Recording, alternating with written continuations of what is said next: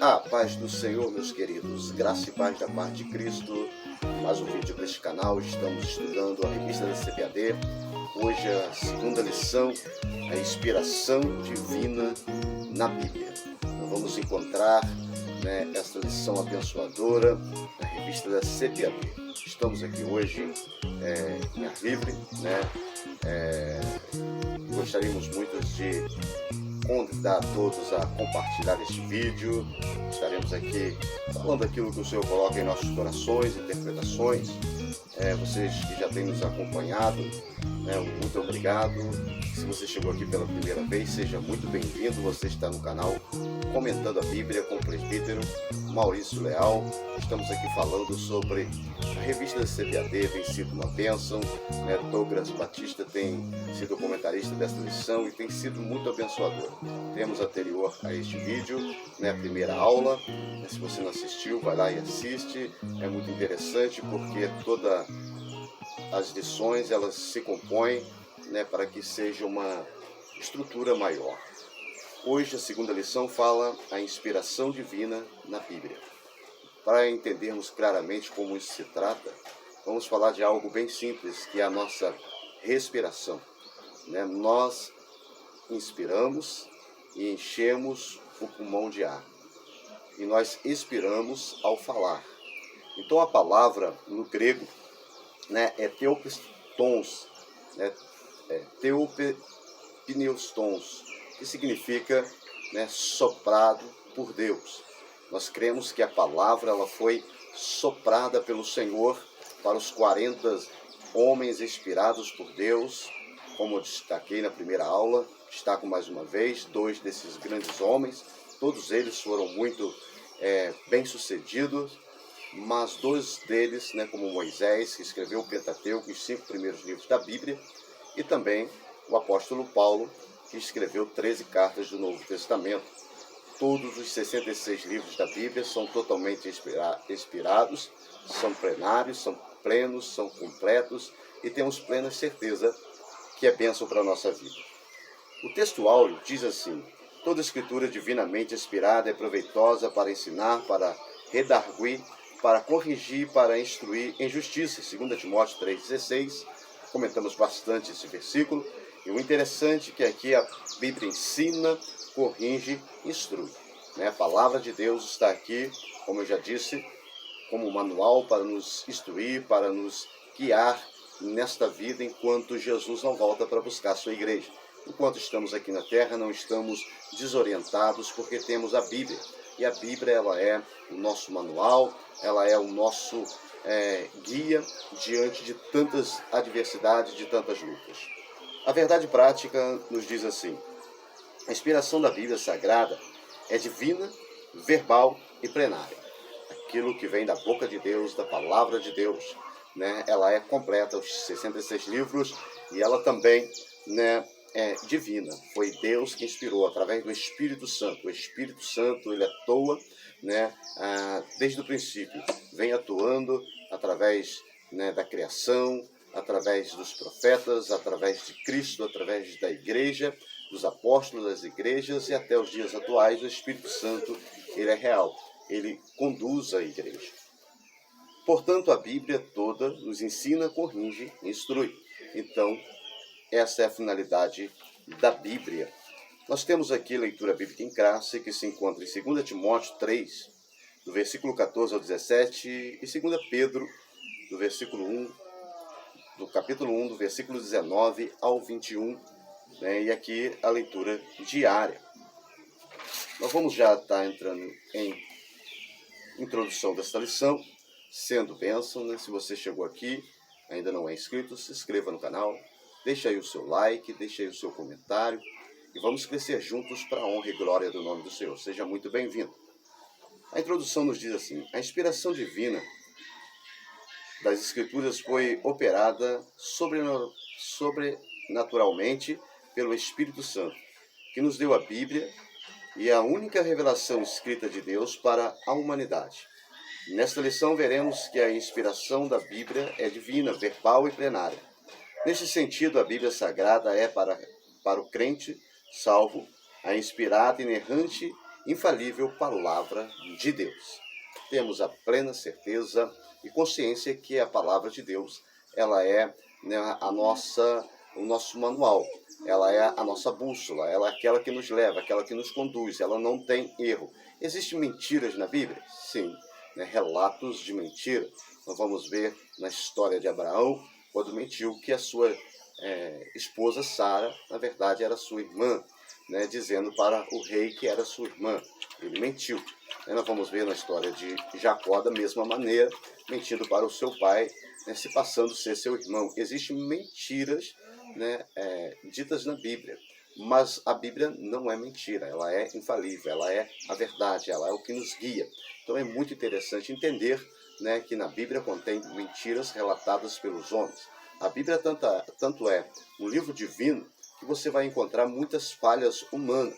Se fosse um livro escrito por nós, seres humanos, né, nós não queríamos colocarmos nenhum tipo de falha. Exemplo como, né, a queda de Davi, o seu adultério, né, o seu homicídio e muitos outros que nós vemos dentro da Bíblia, né, como o próprio apóstolo Paulo não colocaria o momento que ele era um perseguidor da igreja, onde arrastava os crentes, fazia os crentes blasfemar. Então, tanto é que o livro é divino, porque Deus ele quer mostrar que o ser humano ele é falho, mas diante de Deus e na presença de Deus, ele consegue se fortalecer. Vamos desde já entrar aqui nos nossos tópicos e subtópicos de uma forma objetiva, clara, para que todos possamos entender. O primeiro ponto, o primeiro tópico vai dizer assim: a doutrina na inspiração bíblica. Primeiro subtópico: a inspiração bíblica é divina. Né? Ao lermos isso, precisamos entender que foi Deus que deu aos homens a sua revelação, a sua palavra.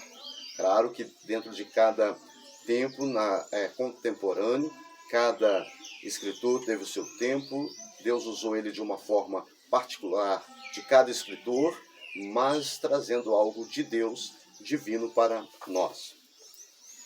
Nas páginas do Antigo Testamento, a expressão "assim diz o Senhor" e similares são usadas mais de 3.800 vezes. Ao receber a revelação no Monte Sinai, Moisés escreveu todas as palavras do Senhor, Êxodo 24:4. Jeremias foi advertido não esquecer nenhuma palavra. No texto do Novo Testamento, Paulo diz que usava a palavra que o Espírito Santo ensina.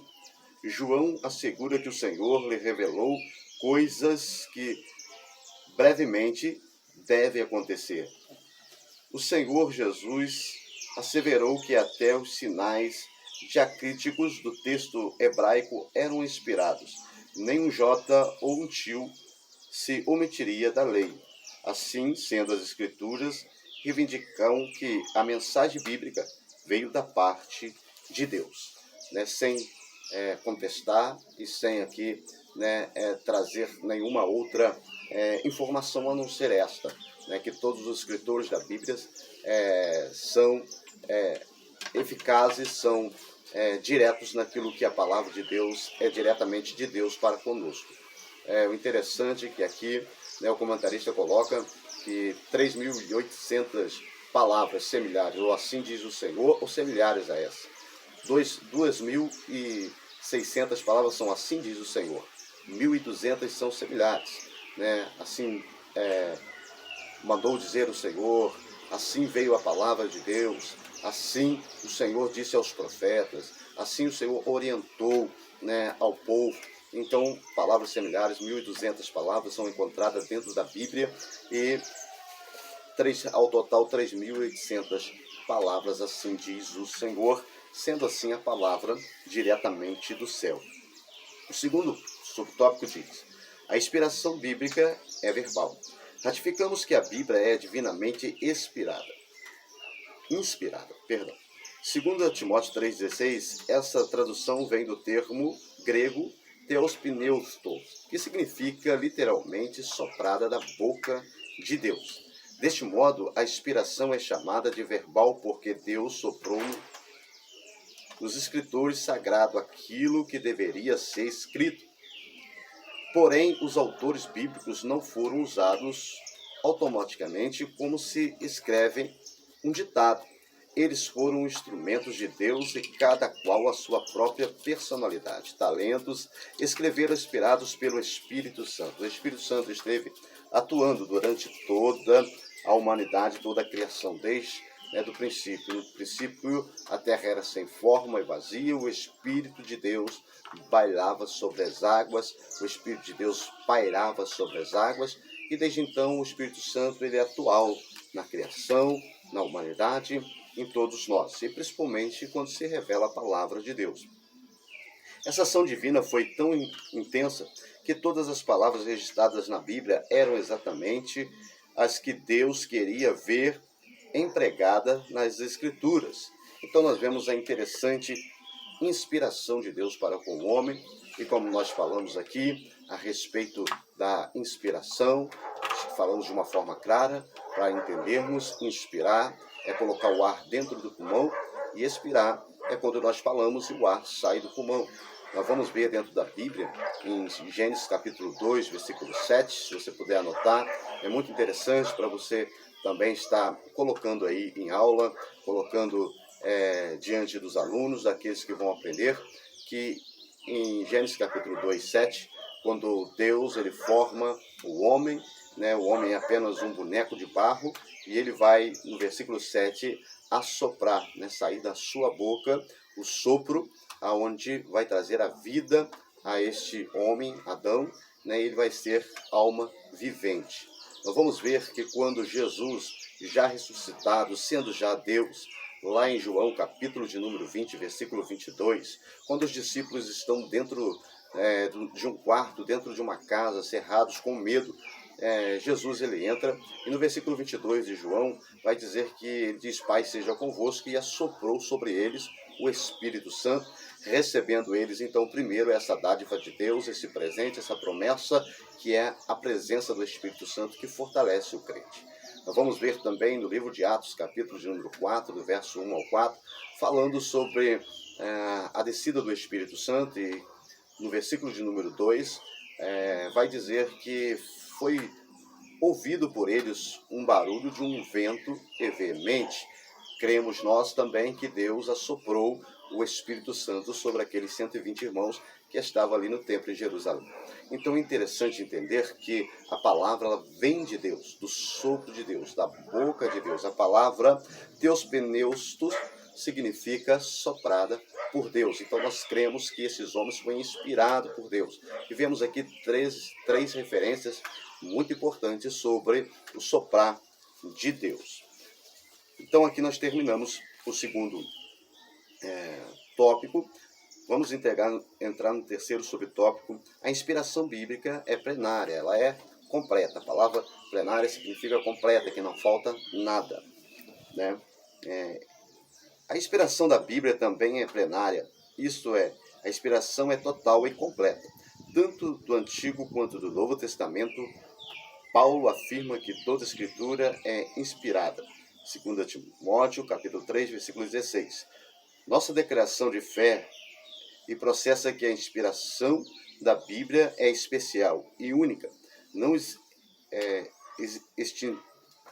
existindo um livro mais inspirado e outro menos inspirado, tendo todos os mesmo grau de inspiração e autoridade. Significa que nenhum texto deve ser desprezado. Aos Romanos lemos que tudo que dentre foi escrito foi para nosso ensino, foi escrito. Nesse aspecto, ratificamos que a Bíblia não apenas contém ou torna-se a palavra de Deus, mas, sobretudo, ela é inspirada, a palavra de Deus, plena, sem erro e sem falha alguma. Então, a palavra de Deus ela é plenária, é completa. Quem possa até imaginar que um livro é mais inspirado que o outro, mas isto não existe. Todos são inspirados por Deus, através de cada homem, cada escritor da palavra. Claro que cada um de nós, como leitor, como estudiosos da Bíblia, vamos nos identificar com características de escritores que vão falar mais aos nossos corações. Mas toda ela é inspirada, né? Toda a Bíblia ela é completa e abençoadora para a nossa vida.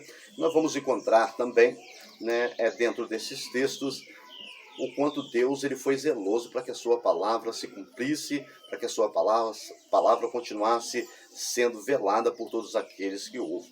Então aqui na sinopse nós vamos ver, a Bíblia é inspirada, palavra de Deus. Seus autores escreveram inspirados pelo Espírito Santo, e seus livros têm o mesmo grau de autoridade. Amém? Então a autoridade é a mesma, o Deus que revelou é o mesmo, e todos os 40 escritores inspirados pelo Espírito Santo, nos 66 livros da Bíblia, nós vamos encontrar a mesma inspiração, o mesmo Deus zelando pelo seu povo na terra. Se essa aula já tem sido bênção para você, não deixe de deixar aí o seu like, o seu comentário em nome de Jesus. Vamos entrar no nosso segundo tópico, a inspiração divina e os autores da Bíblia. Nós vamos ver aqui o quanto esses homens foram usados por Deus, essa inspiração divina.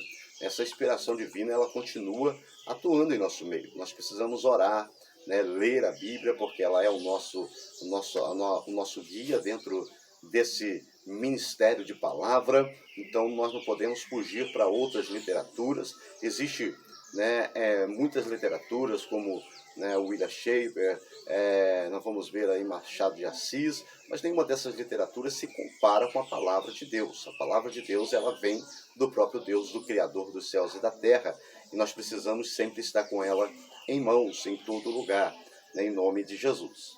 A inspiração divina e os autores da Bíblia. Primeiro subtópico diz a inspiração dos autores. O Espírito Santo garantiu a liberdade dos escritores bíblicos conforme a capacitação de cada um. Portanto, a Bíblia possui particularidades como os gêneros literários, gramáticos, vocabulários e outros. Apesar disso, os autores não se tornaram intérpretes do divino. Isso porque não inspirou aos escritores apenas os pensamentos ou ideias. O Espírito Santo também inspirou cada uma das palavras que expressam com exatidão a mensagem divina. Então a mensagem ela vem diretamente do Senhor, A palavra do Senhor ela é fiel. 1 Coríntios capítulo 2, versículo 10 e 11, vai dizer que toda palavra é divinamente inspirada, vieram sobre os homens, trazendo a eles a revelação do céu. E a palavra de Deus ela sempre fica muito boa de se estudar, muito gostosa de se estudar, quando ela é acompanhada de primeira oração e meditação da palavra. Oração e meditação, você consegue compor aí um estudo abençoado. Todos aqueles que fazem a teologia, todos aqueles que estudam, que se tornam aí, teólogos, que se tornam estudiosos da Bíblia, que se tornam bacharéis da palavra do Senhor, nós vamos ver que todos os livros da Itate, do estudo teológico, vai nos convidar sempre a orar antes de estudar o livro, antes de estudar a palavra. É bom orarmos. Por quê? Porque a Bíblia ela é, sem dúvida nenhuma, como nós lemos, ela é a palavra de Deus, ela é a revelação de Deus. E nada melhor do que falar com o autor, através do Espírito Santo, que é a nossa ponte com o Pai. Então nós vamos ver que quando nós falamos com o autor, quando nós falamos com Deus, a sua palavra ela é esclarecida em nossos corações. Então é sempre bom, sempre antes de lermos a palavra, orarmos, falar com o Pai, buscar essa intimidade com o autor deste grande livro. Bem? Segundo subtópico do segundo tópico vai dizer as limitações dos autores. Os escolhidos por Deus para escreverem a Bíblia eram pessoas assim como nós, inclinadas às mesmas paixões e falhas, como está em Tiago 5,17, que fala sobre Elias, que tinha as mesmas paixões que nós. Moisés, por exemplo, mesmo sendo o autor do Pentateuco, foi impedido de entrar na terra prometida. Portanto, transgredira contra o Senhor no deserto. Diz sim, Deuteronômio 32, versículos 51 a 52.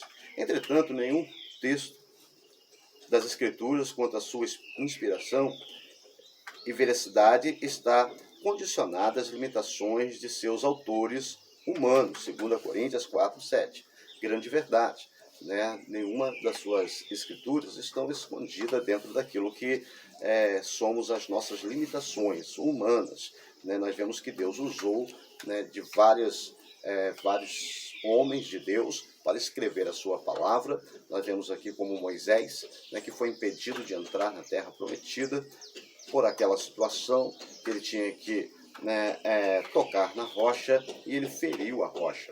Então nós vamos ver situações que vieram sobre a vida daqueles que são profetas, daqueles que são missionários da palavra do Senhor, e nenhuma delas impediu que a palavra de Deus fosse de uma forma errada, mas sim sempre trazendo a verdade de Deus, trazendo o propósito de Deus, porque Deus tem o propósito em tudo. Eu costumo dizer que as aflições, as lutas que passamos, nós temos que aproveitar a cada momento. Se estamos com Deus, Deus quer nos dar uma lição, Deus quer nos mostrar algo, e nós não podemos jamais desistir, parar. Nós vamos ver que esses homens, eles tinham falha como nós, eram, né, pessoas, seres humanos, respiravam como nós, né, até como Tiago vai escrever, né, que eram, né, homens naturais como Elias foi. Nós sabemos do grande profeta que Elias foi, e da sua grande ida ao céu, como foi lá em 2 Reis 2:11, onde diz que um redemoinho, né, e ali carruagem de fogo levaram Elias ao céu. O interessante é que Mateus, capítulo de número 17, vai dar um evento da transfiguração de Jesus, e quando nós chegamos lá, nós encontramos esses dois personagens, né, esses dois personagens muito interessantes. Então vemos que Jesus, né, ele chama Pedro, Tiago e João, seus discípulos mais íntimos, vai à oração e chega ao monte, ele é transfigurado, né, a sua veste fica branca, o seu rosto ele começa a trazer um brilho grandioso, e ali diz a palavra do Senhor que ali Moisés apareceu a Jesus e também Elias, e eles conversavam. Pedro, sentindo que aquele lugar era tão bom, que ele, né, queria fazer uma tenda para Jesus, para Elias e para Moisés também, e até esqueceu dele mesmo, porque o lugar onde ele estava maravilhoso. Não sabemos o que Jesus falava com Moisés e com Elias, mas nós encontramos aqui esses dois homens, né, em um momento onde Jesus estava orando ao Pai, falando com o Pai. Muito interessante entendermos isso. Está em Mateus, capítulo de número 17. Terminando aqui o segundo subtópico, vamos para o terceiro subtópico, que diz: as diferenças de gêneros literários e figuras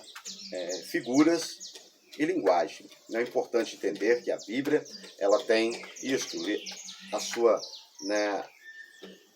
importância literária, a sua importância figurativa e a sua importância de linguagem. Então, sempre que estudamos a Bíblia, nós precisamos se atentar a isso para que possamos ter uma melhor compreensão da palavra.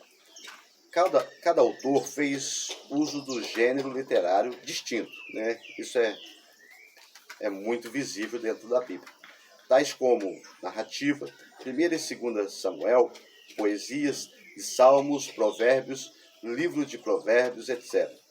Os autores sagrados também fizeram uso de figuras, linguagens, tais como o emprego de parábolas e enigmas. Nós vamos encontrar muito isso em Juízes, sobre Sansão, nós vamos encontrar em Ezequiel, revelação de Deus, né, alegorias, né, em Gálatas 4:22, também Hebreus 9:9, né.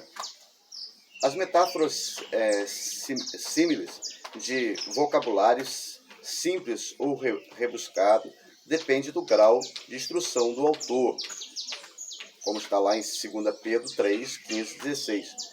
O emprego dos recursos literários evidencia a cultura do escritor, mas em hipótese alguma invalida a inspiração da palavra de Deus. Então nós vamos ver aqui que, né, esses homens, eles trouxeram palavras na sua literatura, aquilo que eles tinham. Nós vamos ver, né, que eles também da sua época, as figuras, né, aquelas muitas palavras figurativas, muitas palavras também trazendo figuras para a palavra e também, né, a linguagem, cada um tinha a sua particularidade. Isso é importante até nos dias de hoje, aonde se quer que a gente vá, a palavra ela é a mesma. Né? Você pode ir em qualquer lugar do mundo, a palavra de Deus está lá. Existem países que não tem, não pode, tem o seu regime da palavra, mas aonde se prega a palavra, principalmente no Brasil, que é bem, a gente tem toda a liberdade aí, de certa forma, e a gente vê que em cada lugar do país existe a sua cultura, existe a sua forma de falar, mas a palavra ela é a mesma, ou seja, né, assim foi com os escritores da mesma maneira. O quarto tópico, subtópico, para terminarmos o segundo tópico, nos diz: na descrição de fenômenos científicos, por exemplo, os autores sagrados usaram a fraseologia comum e popular. Para citar dois dos casos, descreve a herança dos Rubenitas, também os Gatitas. Ao meio da tribo de Manassés, José fez alusão ao nascer do sol. Josué 15, 1, versículo 15. E na batalha contra os amorreus, ele registrou que o sol parou. Josué 10, 13.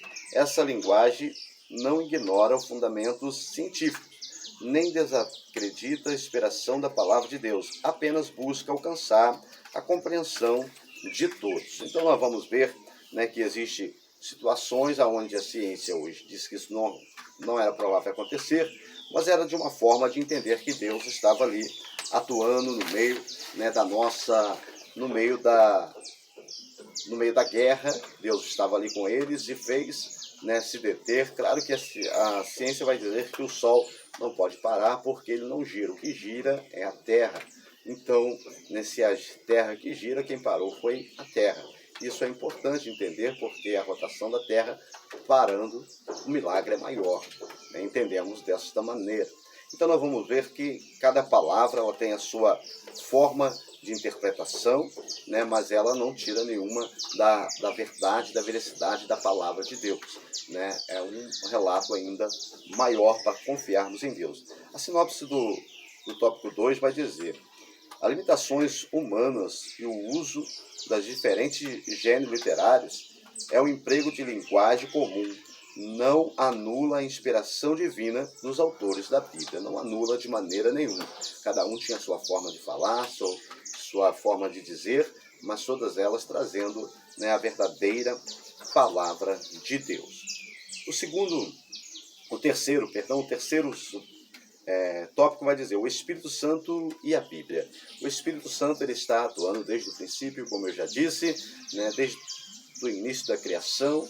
Né, é o interessante que entendermos que, né, todo o tempo ele está atuando, ele está real, é uma pessoa atuante em toda a Bíblia. Diz assim: o Espírito Santo e a Bíblia. Primeiro subtópico: a inspiração do Antigo Testamento. A Bíblia é categórica em reiterar sua inspiração divina. O registro de Juízes ensina que os livros de Moisés são mandamentos do Senhor. Juízes, capítulo 3, versículo 4. Esdras reconhece como inspirados os livros de Jeremias, Ageu e Zacarias. A respeito da inspiração da lei de Moisés e dos profetas, Zacarias ensinou que os seus escritos eram as palavras que o Senhor dos Exércitos enviara pelo seu Espírito mediante os profetas precedentes. O próprio Cristo menciona na lei de Moisés os profetas e os escritos como livros inspirados. Essa declaração atesta o Espírito Santo como a fonte originária de inspiração do Antigo Testamento. Então nós vamos ver que no Antigo Testamento nós vamos ver muito, né, o agir do Espírito Santo. Principalmente quando nós falamos sobre a Trindade, nós vamos ver no princípio, quando Deus ali forma o homem, façamos nós, o homem, a nossa imagem e semelhança. Ali era o Pai, o Filho, o Espírito Santo, né, nós vamos ver que quando, lá no capítulo 11 de Gênesis também, né, onde ali o povo queria fazer uma torre, chamada Torre de Babel, Torre da Confusão, por que foi torre de confusão? Porque o próprio Deus queria que o povo se espalhasse. E de encher a terra, multiplicar. E o povo queria unificar até por medo de um próximo dilúvio. Então eles queriam fazer uma torre muito alta e assim todos estarem ali. E Deus então disse, né, desçamos, e ali o Espírito Santo está presente, o Filho, né, o Filho e o Espírito Santo, desçamos e confundamos a língua, e dali então o povo se espalhou. Nós vamos ver também em Isaías, capítulo de número 6, quando Isaías vê a glória do Senhor, e logo após ele ser purificado, logo após ele, né, ser tocado pela brasa viva do altar, né, ele ouve a voz: quem irá por nós? Nós quem? O Pai, o Filho e o Espírito Santo. Então o Espírito Santo, ele é atual em toda a Bíblia, tanto no Antigo Testamento, na chegada de Jesus, né, quando o próprio o anjo do Senhor avisa Maria, vai dizer, né, o que está sendo gerado é do Espírito Santo. Vai dizer a José, né, quando José então intenta ali fugir. E nós vamos ver também, né, que após Jesus ser ressuscitado, Jesus deu a promessa: ficai, porque se eu não for, ele não pode vir, que é o Espírito Santo. O Espírito Santo então inicia a igreja e o Espírito Santo está atual na igreja até os dias de hoje. Bem?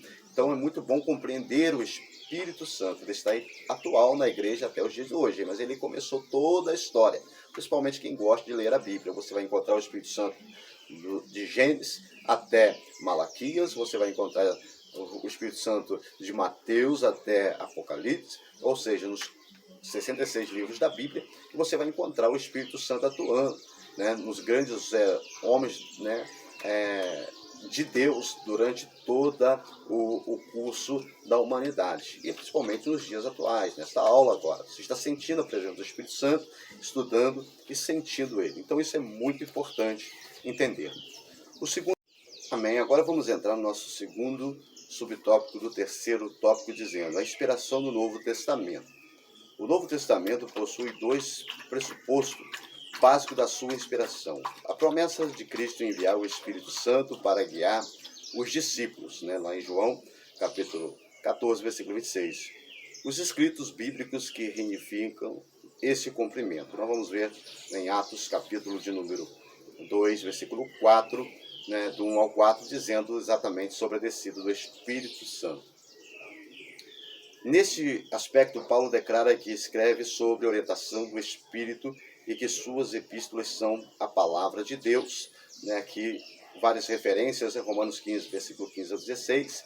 Nós vamos ver também, né, que não tem como contestar que o apóstolo Paulo foi verdadeiramente um homem usado pela palavra de Deus e usando verdadeiramente, sendo inspirado por Deus para trazer a sua revelação à humanidade. Pedro reconhece essa verdade e classifica os livros de Paulo como escrituras, 2 Pedro 3, versículo 16. Nessa direção, vários outros textos apontam para a ação do Espírito Santo nos escritos da Nova Aliança. Então nós vamos ver o Espírito Santo atuando tanto no Antigo Testamento como no Novo Testamento, e como eu já disse aqui, né, ele é atual no nosso meio também. A igreja, ela vem crescendo, ela vem sendo abençoada pelo Espírito Santo, porque a revelação de Deus, ela continua sendo a mesma, né, dentro da sua palavra, daquilo que foi escrito, e também, né, juntamente com os líderes da igreja, juntamente com os obreiros que têm trabalhado na obra do Senhor. Vamos terminar já aqui então a nossa lição de hoje, em nome de Jesus. O terceiro subtópico do terceiro tópico diz: a obra da regeneração e a iluminação. A Bíblia ensina que o Espírito Santo testifica de Cristo e convence ao mundo do pecado e da justiça e do juízo, João 15, versículo 26, e João 16, 8 ao 11. Deste modo, o Espírito Santo atua no processo da salvação e produz fé regeneradora, Efésios 2, 8. Quem vem pelo ouvir da palavra, Romanos 10, 17, diz que a fé vem por ouvir e ouvir a palavra de Deus.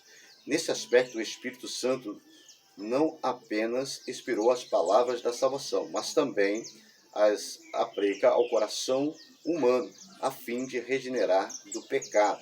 Sem esse mover do Espírito, não é possível nem aceitar e nem entender a palavra de Deus. Grande verdade. Sem o Espírito de Deus, não compreendemos a palavra do Senhor, não compreendemos aquilo que a palavra de Deus quer nos dizer, quer traduzir para nós.